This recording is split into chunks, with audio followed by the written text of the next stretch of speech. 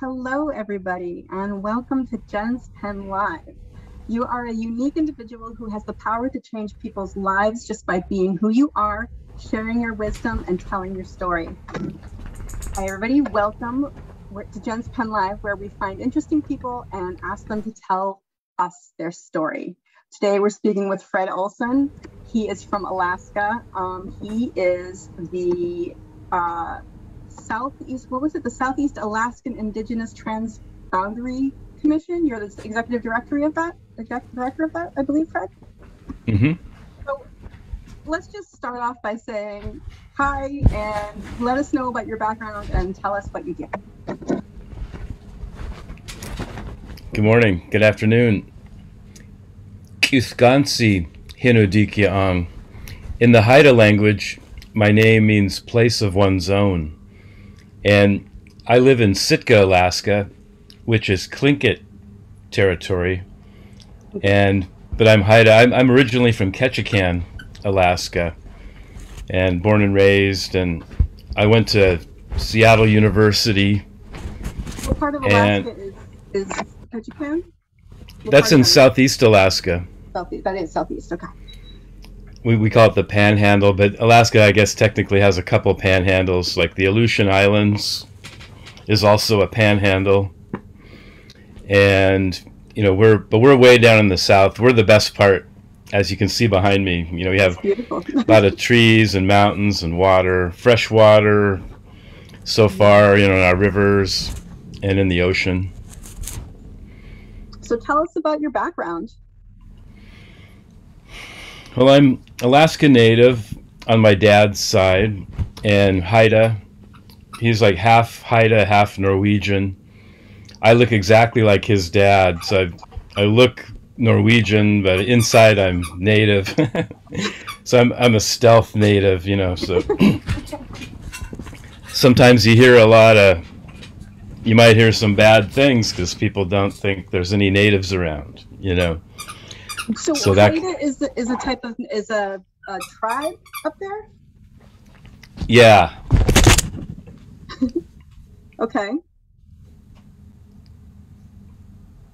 Yeah, there's there's three in Southeast Alaska. There's mostly Tlingit, and then Haida, and then Ts'msyen also.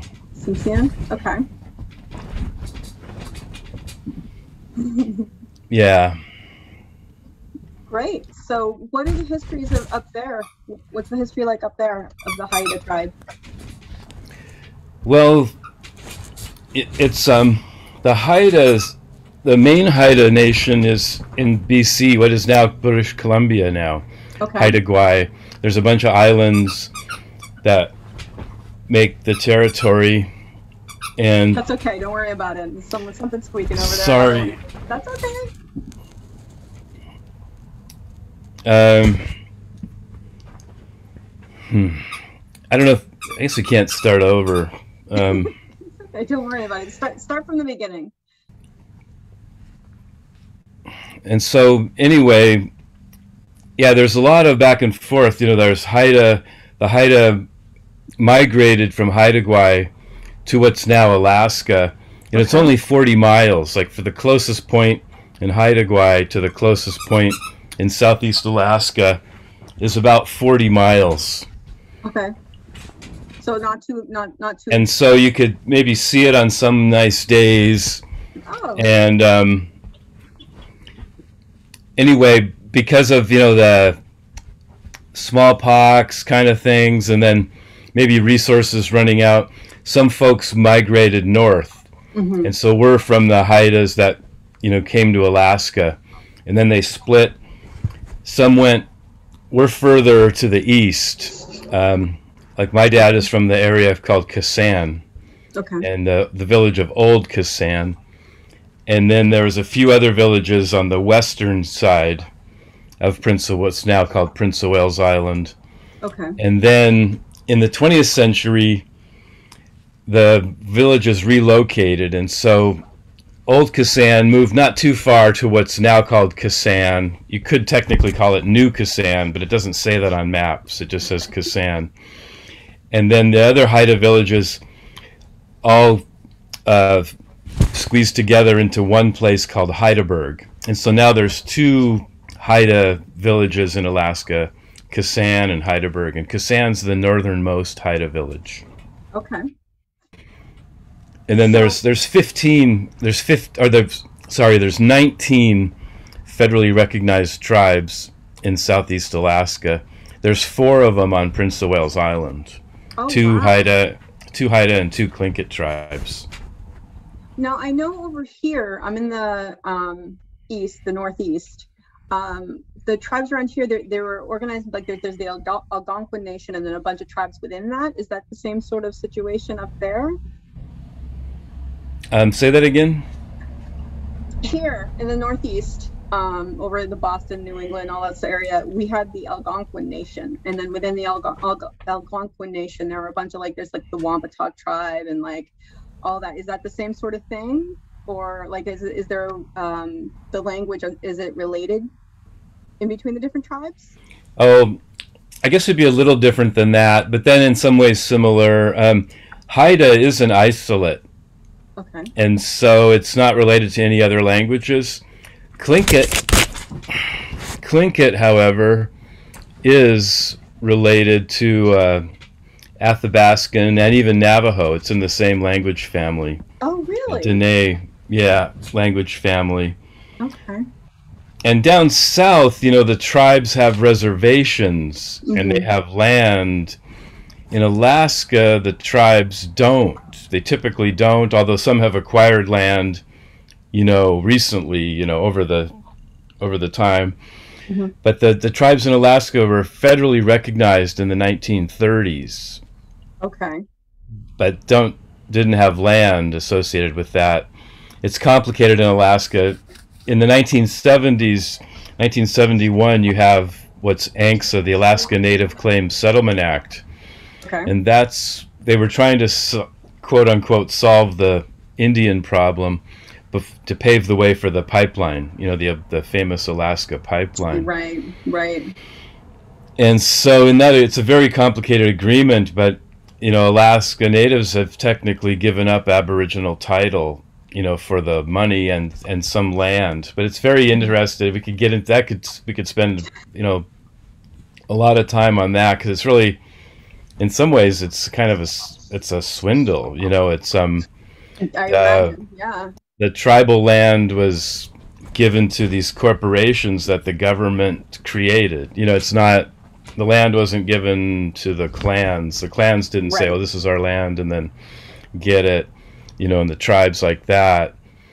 And then when you're real technical, even the tribes now, you could argue, are created because they're recognized by the government. We have these constitutions, but the federally recognized tribes, that's very different than the clans, like a hereditary chief system. So it's very complicated. But in the legal government framework, the tribes, work with the government, have a strong relationship, and there's a lot of funding. Okay, that's good. So tell us a little bit more about how it's organized within the indigenous population, rather than just how the federal government recognizes it. So you've got a clan system. Yeah, but back in the day, there were villages, and there were the wooden houses, sometimes called long houses, or totem houses, because they had totems in front and house posts inside, things like that. So people actually lived in a house, and then the house had a name. It might be called the Dog Salmon House. You'll hear people now, they'll give an introduction, and they'll say they're from this clan of the Dog Salmon House. They're actually referring to a physical building. At some point, and in some places there still are clan houses, but some of this has gone away. Things haven't necessarily been kept. It's in very different clans are in different stages. Some things have been lost. There's been a lot of problems, like boarding schools, residential schools. Depends what you call those. People use different words. Like my dad at 8 years old, 2 of his brothers and he got shipped down to Oregon from their little village. So this isn't something that happened way in the past. You've Right. seen this year, a bunch of mass graves have been uncovered in British Columbia and all over Canada, and it's been a real shock to people. Mm. It's not like they never heard of this before, but it's Right. always shocking when there's new Yeah. information, and then so disturbing. So Literally disturbing. hundreds of children in one, mass grave. It's very disturbing, but Canada's trying. They're trying to further reconciliation. They have passed legislation in Canada federally, but then also in British Columbia to implement the United Nations Declaration on the Rights of Indigenous Peoples, throughout their legal system. So Hmm. there's a lot of hope, but we're at that new era where things are just beginning to turn, the ship's turning, and Hmm. ships take a while to turn, of course, Right. and They're still you going know this way while they do. yeah, so it's an exciting time, but of course also frustrating, because when you see the end of the tunnel, you want to be there, but Yeah. you have to get there first. Yeah. So Canada's doing a lot, but the states aren't. Is that correct? It's hard to say. Yeah, the United States has not adopted the UN Declaration. That's one of those things with, like, the United Nations. It's a great organization with a lot of lofty goals, but it doesn't necessarily have teeth. Right. They can say things and then you can do them or not. And we know the history. Like in the Security Council, it just takes one of the members to veto something. It's a very complicated organization, but there is some hope there, and that's what I deal with a lot. Like you had mentioned, my job, I'm the executive director of the Southeast Alaska Indigenous Transboundary Commission. Yes. We're a coalition of 15 of the federally recognized tribes. That's why I was saying 15 at the beginning, but Okay. there are a couple more. Alaska, in the whole state, we have almost half of the United States federally recognized tribes, but our own state doesn't Oh. formally recognize us. So that's a complication, but the federal government does, and so Right.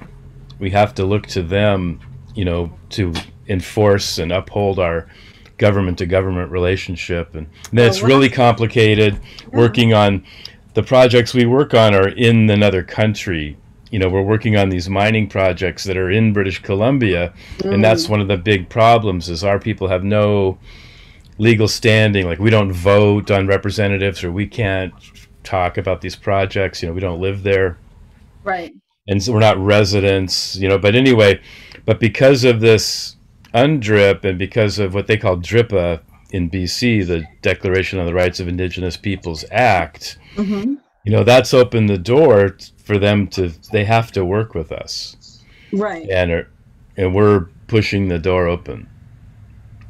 So tell me about the. It's a long time. Southeast. You're the executive director. You said of the Southeast. SEITC, yeah, SEITC, SEI. So Southeast Alaska Indigenous Transboundary Commission. So yeah. what? Can you talk more about that? About the commission? Well, we were started in 2014, and because there was a lot of the tribes were starting to hear about these big mining projects, proposals, but some are already operating in British Columbia.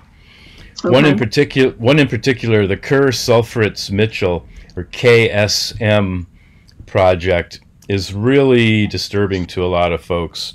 A lot of people have heard of the Pebble mine recently up north Pebble mine. in Alaska. Okay. Pebble. Will you And tell us? What is that? that was it's a proposal. It's a huge open pit mine, and both the Obama administration, the Trump administration, and the Biden administration are against it. But it keeps somehow, because a few people would make some money on this project, Mm. for a few years, and gold has this mystique. Oh, gold, you get free money, and it goes back in people's, your You're right. It's like the subconscious memories of gold and religion and all this, and it's all mixed together, and in history and being a pioneer and all this kind of stuff. And so people sometimes they get dazzled by that instead of what the projects really are. And there are these massive, like Pebble would have just massive wastewater problem, and the containment of that is very problematic. In 2014, a few months after our group formed, Canada had its largest mining disaster, the Mount Poly, the tailings dam failure. And these dams, they're just made out of the dirt from the local area, and they hold back millions of gallons of, I'm understating, mass amounts of polluted material, waste acid rock and the contaminated water itself. And it's just held back by these earthen dams. And in the Mount Poly, that's Polley, that was 130 feet tall, the dam. And it was, the designers hadn't taken into account that the area there had a lot of glacial silt. And as one expert described, one day a section of that dam just slipped out, like, if you slipped on a banana peel. Oh my gosh. So all this wastewater came out. What happened? It went right down this creek into Quesnel Lake. And it was just a massive disaster. It looked kind of like, if you ever watch a cement mixer dump out cement, that chute, that's what the creek looks like now. And even though they've spent a lot of money cleaning it up, well, there's pictures that just show, it looks like, that cement chute dried. Oh my gosh. And so, and what's even more disturbing than that is, there's all this permitting and mining and all this so-called safety and all these guidelines you're supposed to follow. But you see what happens once they had this disaster. Well, the company, the mine is up and running in less than a year. And now they let them, there's 2 pipes that just go straight into the lake, into Quesnel Lake. So right now as we're talking, there's wastewater just going right into the lake. It can sometimes be an overwhelming topic. It's an overwhelming thing to work on all the time. It just seems like, okay, so it's never going to end. And I mean, how do you even clean something like that up? Yeah. And then, if something's dead, you might clean it, but it's still dead. It's dead, that's right. Another aspect about it. People like this idea of financial assurances, where if you post a bond, then if there is a disaster, at least the taxpayers don't have to pay for it. But for me, that's like, if you're Led Zeppelin and you can pay for it, you can trash the hotel room, right? Like it's sort of it sounds good, but then the reality of that is just, if you have money, you can do what you want, Yeah. It's like, well, if there's a disaster, we don't have to pay for it. But yeah, there's a disaster. Or you do pay for it, but there's still a disaster. Way. Right. You ruined the Unuk River. Oh, and you paid for the cleanup, but now there's no more fish. But it was cleaned up, and we made our money. Right. That's so sick. Okay, sorry. Wow.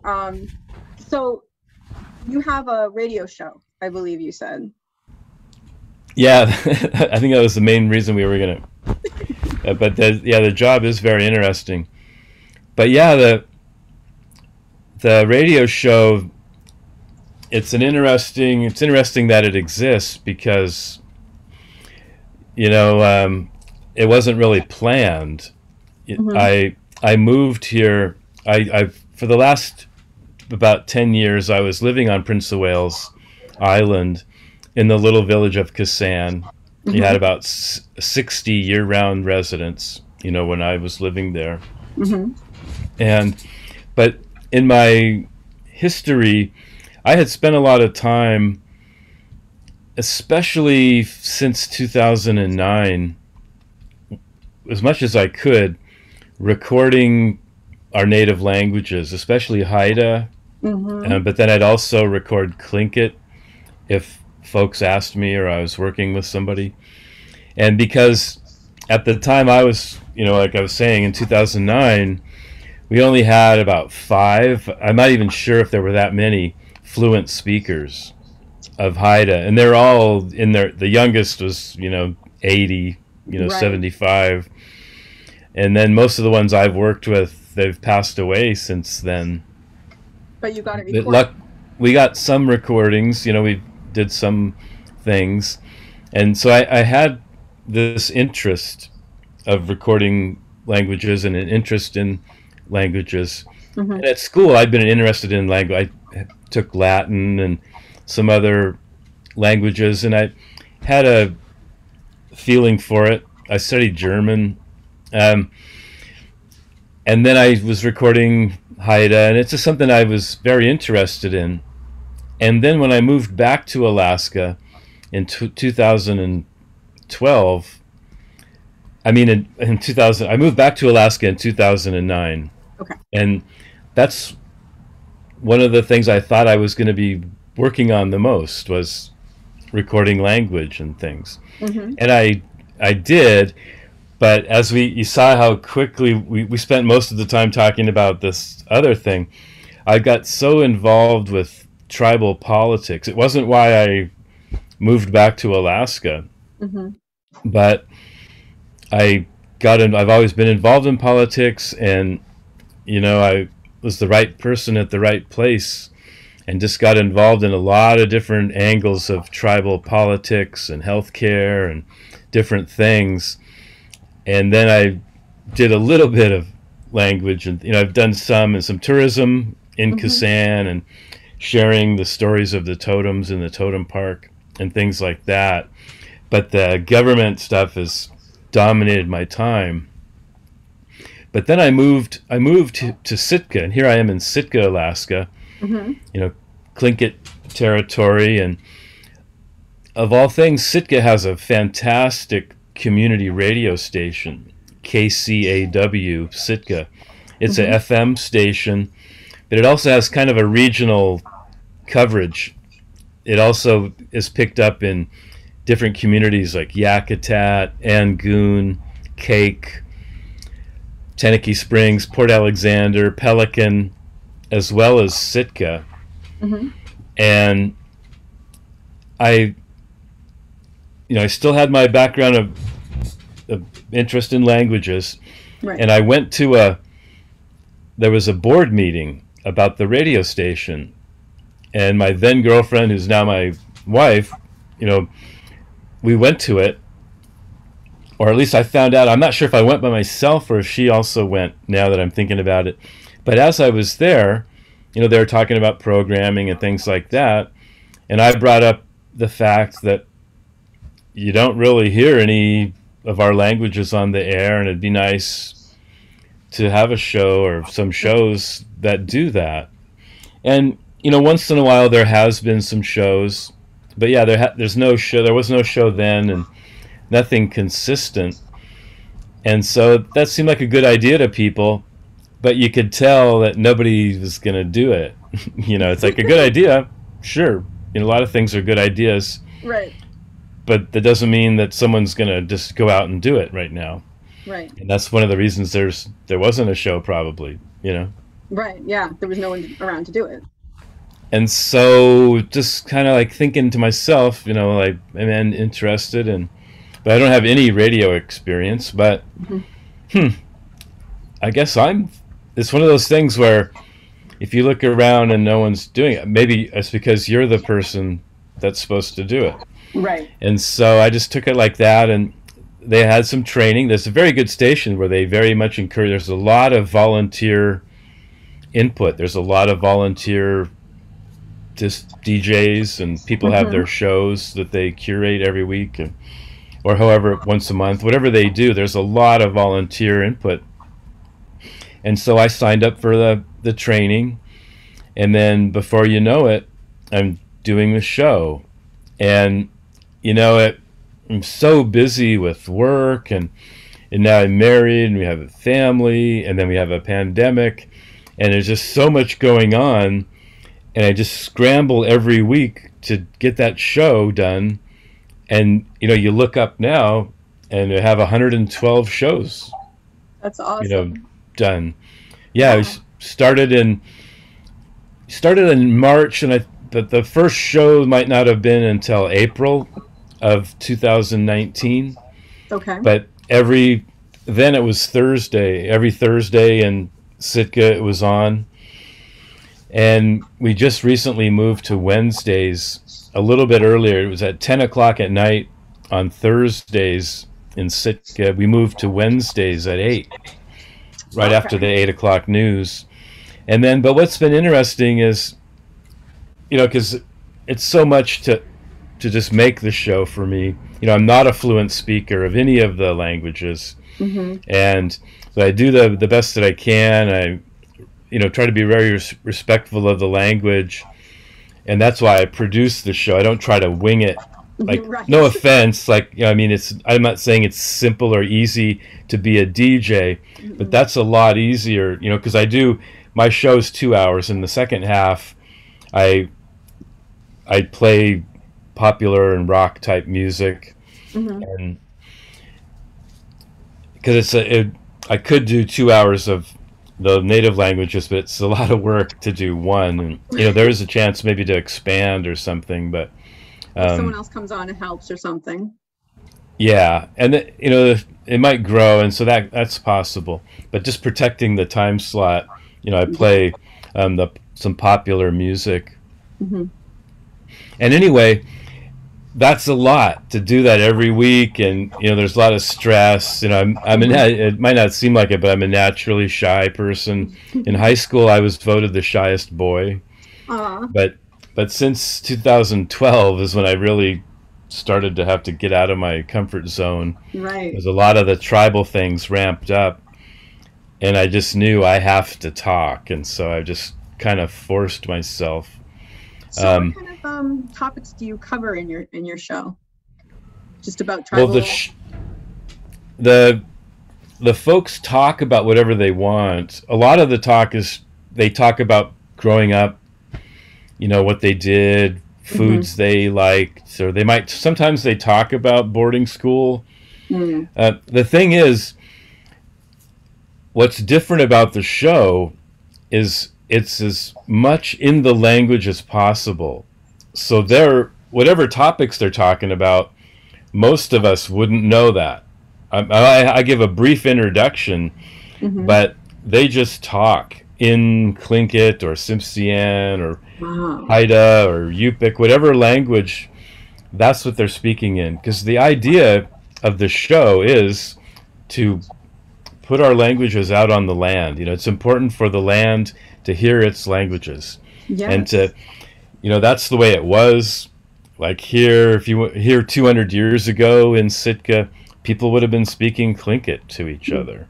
Right. And no one would have been translating that for you in German or English, or, you would just speak the language. And when you listen to Fresh Air, or different shows on Joe Rogan, they're not translating for you. They speak English, right. And so the idea is to normalize hearing our Alaska Native languages. And so I try to say as little as possible. And I know people like to know what they're talking about, but I'm almost militant. I do grudgingly give you some of it, but a lot of times I don't. I just say, I name who the people are, and they're speaking in the Tlingit language. And that's when it goes out. Sorry, go ahead. And then there you go. But what I've developed, I don't know if you'd call it a formula, but I've developed where I make the language segments maybe like a song length or a long song length. So whether you know what they're saying, like 3 to 7 or 8 minutes, sometimes mm-hmm. 10, mm-hmm. But I'll mix it up, and so that it's not too much for you. Like if you knew the language, great, and you get a break. I break those segments up with songs. Okay. So there'll be songs in different languages. So the show will start with the song, Mm-hmm. I used to start with long songs. I didn't know what I was doing. I still don't. Yeah, every week it's the first time sometimes, but yeah, it's funny not knowing what you're doing, but then you can do things. And I have a lot of video experience, and so I found that the editing was very similar to video editing, but in some ways easier because you don't have to worry about what the picture looks like. You only are looking at the sound. So in some ways it's easier, but it's similar. I think that helped me because I could at least edit, and so I start the show. I've used some shorter ones now. I don't have one theme song, but I have a few that I use often. So it's not the same opening, but there's maybe like 3 or 4 that I use a lot. So you'll know it's the show, right? Because it's one of those, And then I have an introduction segment that's exactly the same, where I have different people say the name. It's Gunalchéesh is thank you in Tlingit, and I like that because it was like thank you to Sitka and thank you. I just wanted to have a positive approach to the show. Yeah. And so that's what Gunalchéesh means thank you. And so at the beginning, just after I have a quick announcement where a person says you're listening to Gunalchéesh. They say that in Tlingit, and then you hear the song. And then there's a quick introductory where a few people say Gunalchéesh, Gunalchéesh, Gunalchéesh. So it makes a show opening. And then I'll introduce that week's episode and then launch right into it.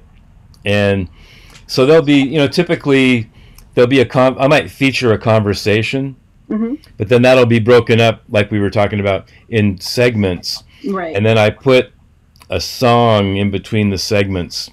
And so that might be a little different too. Instead of just playing 10 seconds of a song just for a little break, I play the full song. Because a lot of these songs, you're not hearing them. Right, anywhere. Absolutely. Like, where would you hear them, right?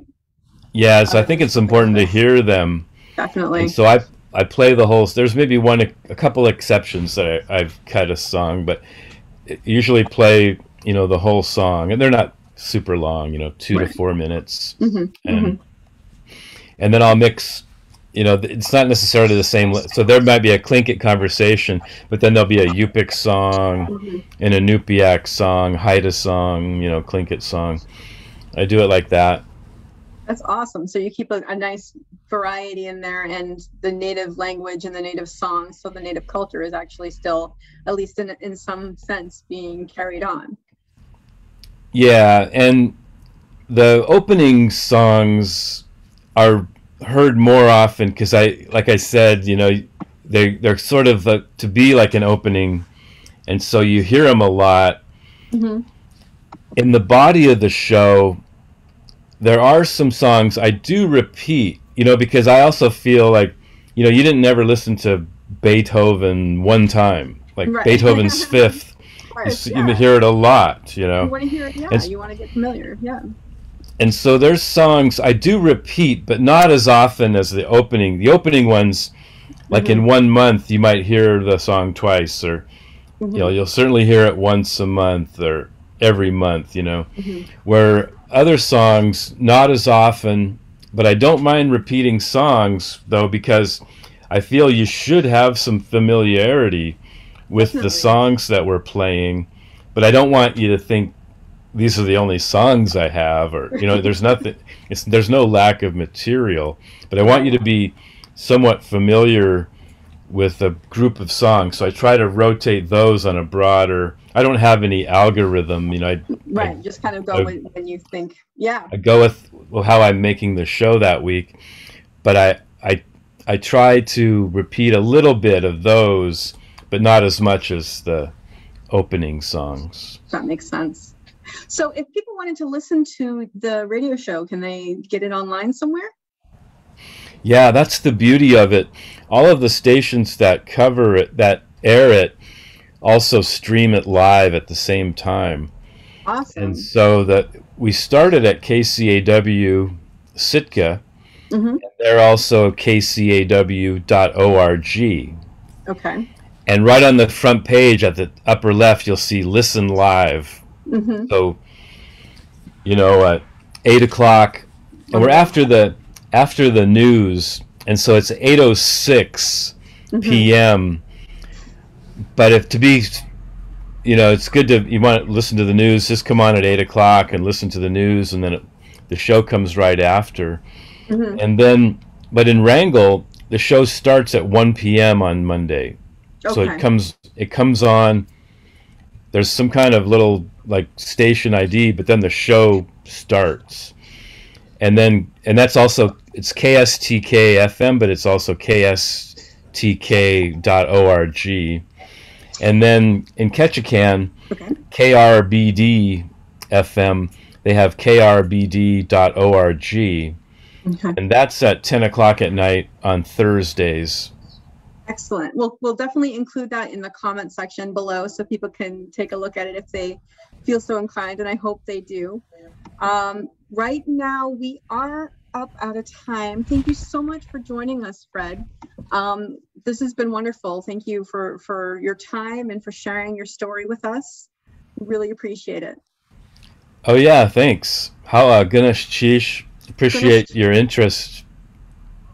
Gunalchéesh, thank you so much. Everybody, this has been Jen's Pen Live. Everybody has a tale to tell. So what's yours?